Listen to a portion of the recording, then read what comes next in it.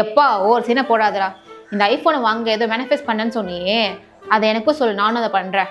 IPhone நீ நினைக்கிற எல்லா விஷயத்தையும் ஈஸியாகவே மேனிஃபெஸ்ட் பண்ணலாம். நான் சொல்கிறத கேட்டால் மட்டும் நீ போதும். மேனிஃபெஸ்டேஷன்றது ஒரு மேஜிக் கிடையாது, அது ஒரு ப்ராசஸ்.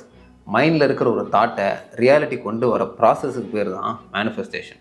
ஓகேவா? நீ என்ன தாட்டை ரொம்ப நேரம் மைண்டில் வச்சு எமோஷனாக பிலீவ் பண்ணுறியோ அது ரியாலிட்டிக்கு வந்தே ஆகணும், வேறு வழியே கிடையாது. இந்த ஐஃபோன் வாங்கணும்னு நினைக்கும் போது என் அக்கௌண்ட்டில் வெறும் 600 தான் இருந்துச்சு. But I strongly emotionally believe இந்த ஐஃபோன் ரியாலிட்டிக்கு வரப்போகுதுன்னு சொல்லிட்டு.